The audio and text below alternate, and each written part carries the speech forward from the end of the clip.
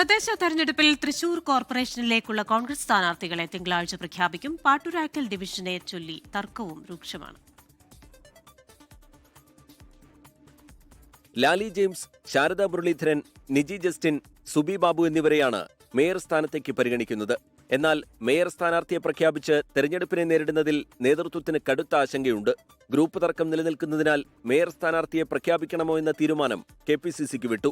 ആകെ 56 സീറ്റിൽ കോൺഗ്രസ് മത്സരിക്കുക 52 സീറ്റുകളിലാണ്. 2 സീറ്റുകളിൽ മുസ്ലിം ലീഗും 2 സീറ്റുകളിൽ കേരള കോൺഗ്രസ് ജോസഫ് വിഭാഗവും മത്സരിക്കും. പാട്ടുരാക്കൽ ഡിവിഷനിൽ പ്രതിപക്ഷ ഉപനേതാവ് ജോൺ ഡാനിയലിനെയാണ് നേതൃത്വം പരിഗണിക്കുന്നത്. എന്നാൽ സീറ്റിൽ അവകാശവാദവുമായി കുട്ടൻകുളങ്ങര കൗൺസിലർ AK സുരേഷും രംഗത്തെത്തിയത് തർക്കങ്ങൾക്കിടയാക്കുന്നുണ്ട്.